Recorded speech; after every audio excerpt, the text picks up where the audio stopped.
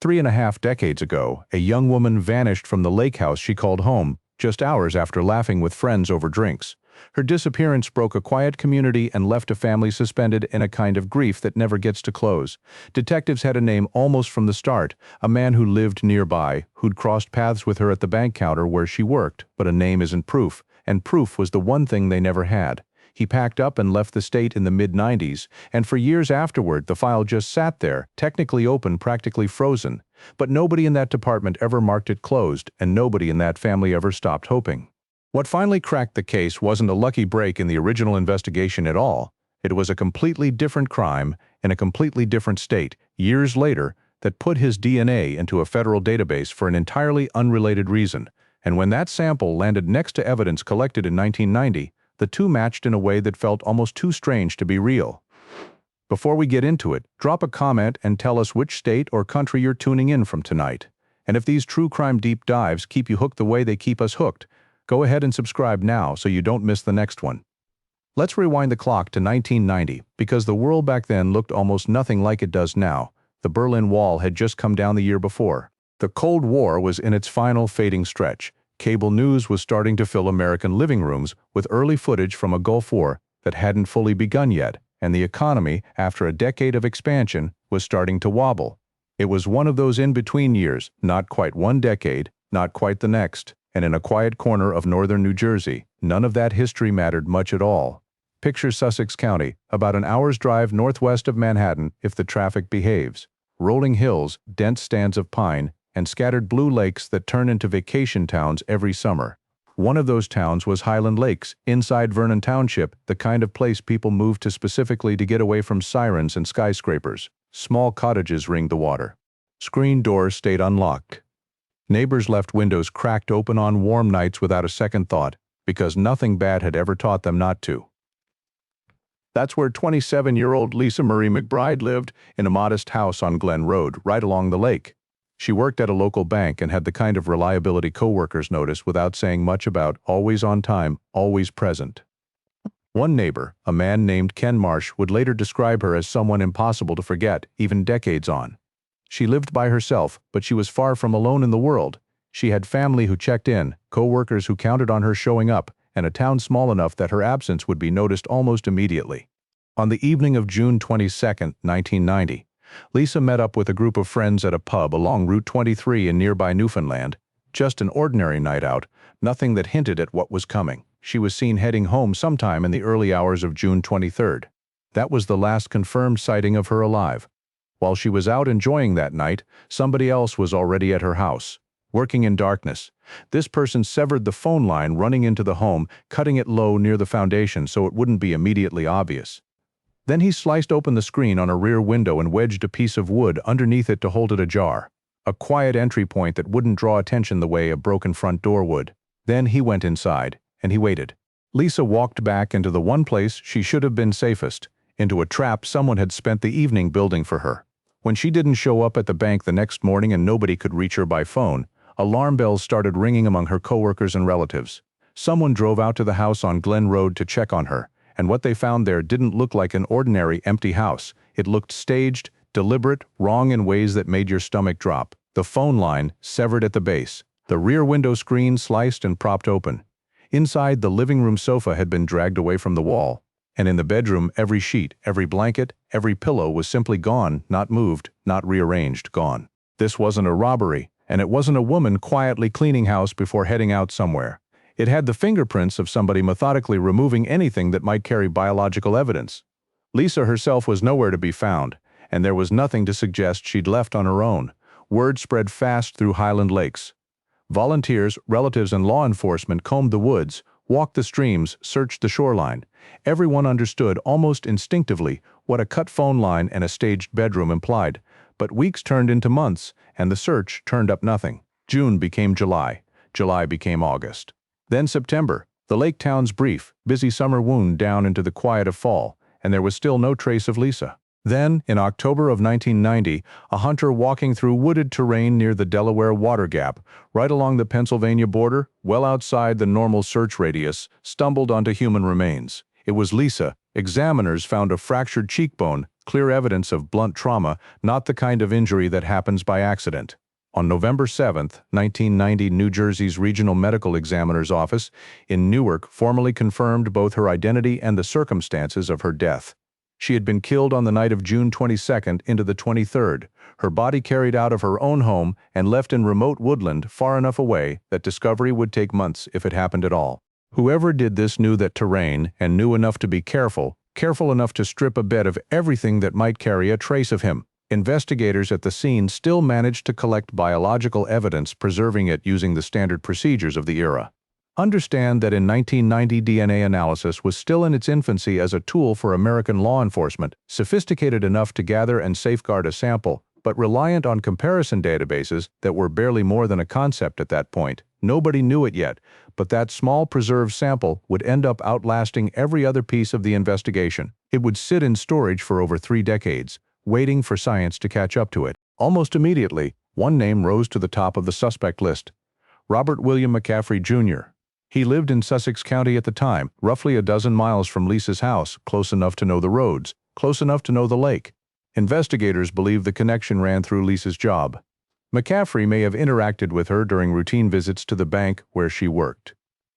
Detectives brought him in for questioning. They dug into his background and learned he'd been discharged from the Navy less than a year earlier, in September of 1989, with a psychological evaluation attached to that discharge. But suspicion is not proof, and a prosecutor can't put a probably in front of a grand jury. There was no eyewitness placing him at the scene. There wasn't yet any physical evidence tying him directly to the house on Glen Road, and the DNA recovered from the crime scene had nothing to be compared against. McCaffrey had never had his DNA collected for any database, and without a conviction or a court order, there was no legal path to force the issue. So he stayed free. He kept living an ordinary life in Sussex County, moving in with his parents in Franklin, fully aware because investigators had made it clear that he remained their prime suspect. Detectives kept circling back over the following years, re-interviewing people, chasing any thread that might connect him more concretely to that night. None of it was enough. Then in 1996, 6 years after Lisa's murder, McCaffrey packed up and relocated to South Carolina. He left the way anyone with nothing to hide might leave: no drama, no urgency. Investigators later came to believe he took something with him, small personal items that had belonged to Lisa, kept perhaps as private mementos of what he'd done. Her black wallet, her purse, her New Jersey driver's license, and a distinctive brass keychain engraved with the nickname Weeza. To investigators, these weren't sentimental keepsakes at all. They looked like trophies. Even with their prime suspect now hundreds of miles away, the Sussex County Prosecutor's Office refused to let the file gather dust in any official sense.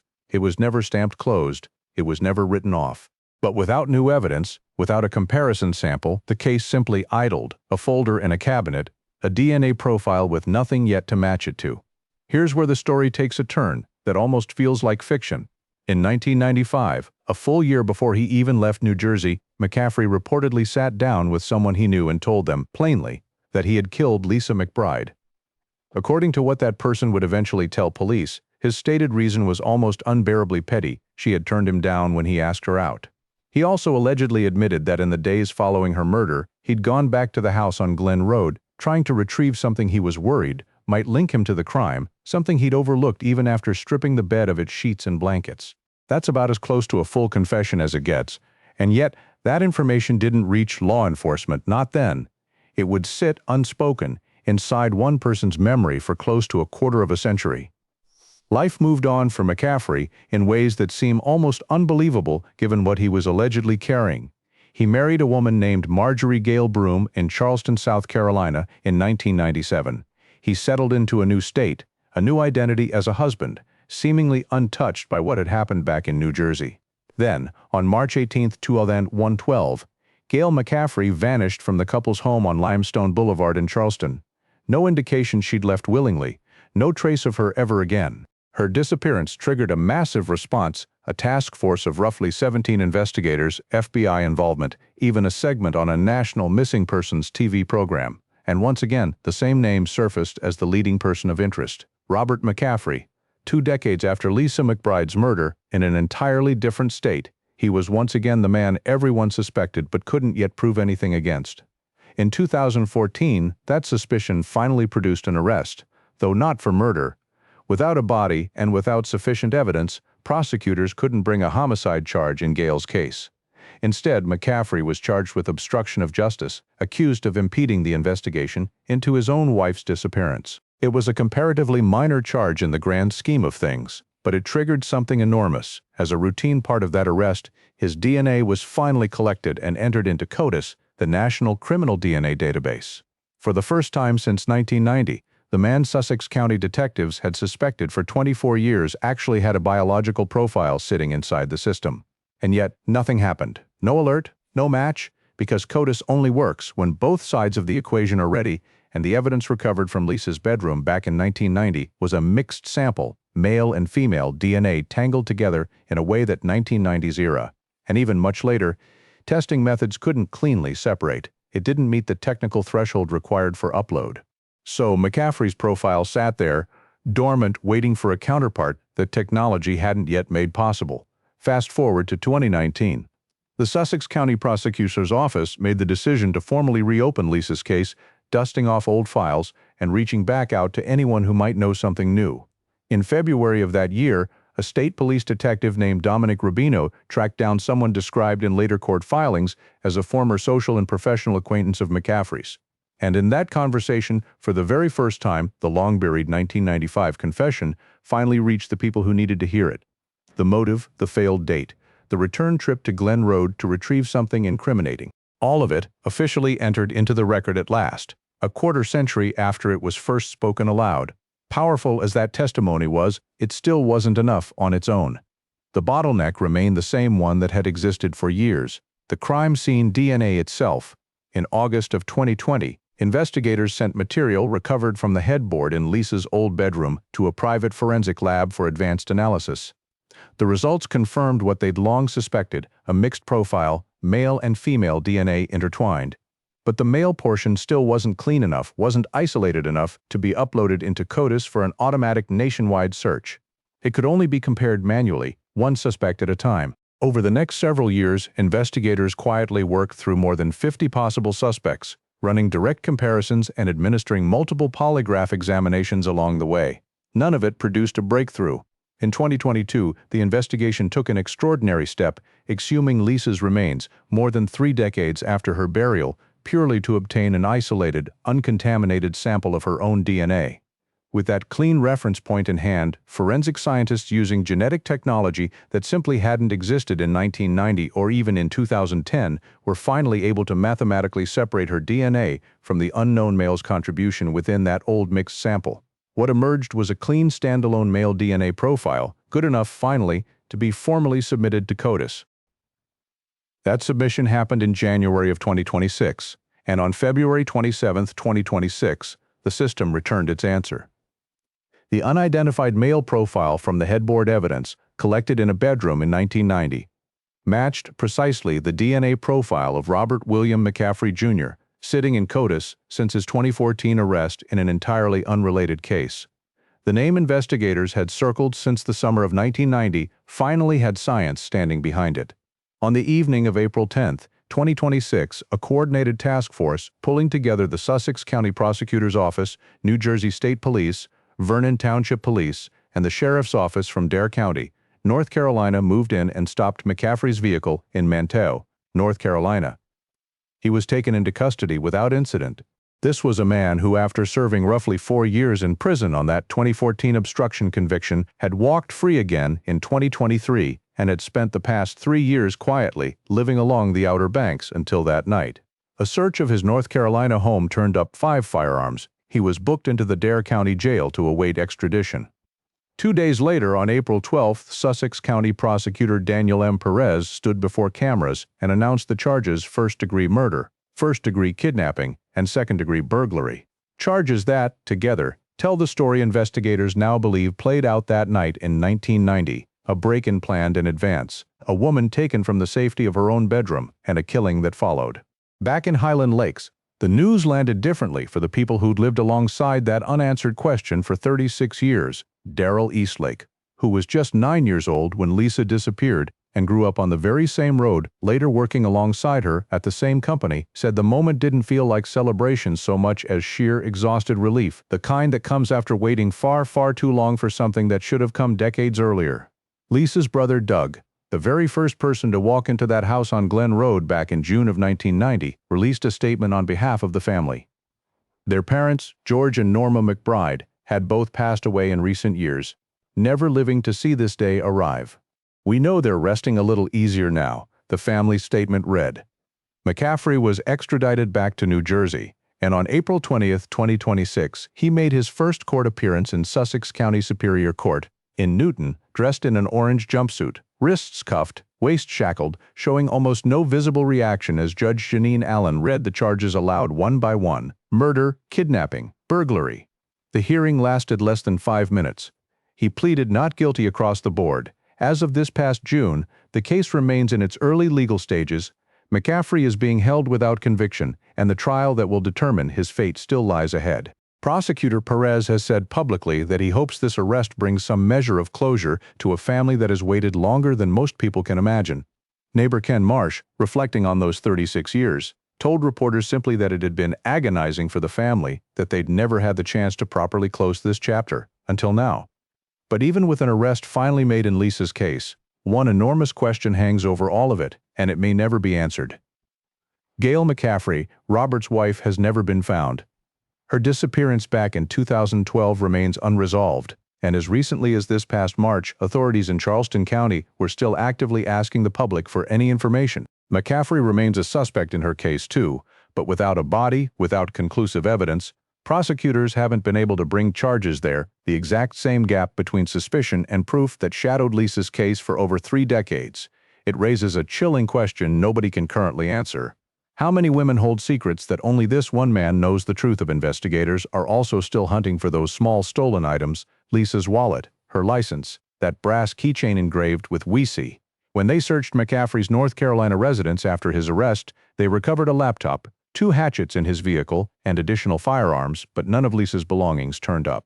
If those objects still exist somewhere after 36 years, they could serve as physical proof tying him to that house in a way even DNA can't fully replicate: a direct, tangible link back to the night everything changed. So what can the rest of us actually take from a story like this one? A few things, honestly. First, think about home security in very concrete terms. McCaffrey didn't force his way through a front door. He cut a phone line and slid a screen on a window most people never think to secure, then simply waited. Today, cheap cameras and smartphones make that kind of preparation far harder to pull off unnoticed, but the underlying lesson hasn't changed one bit.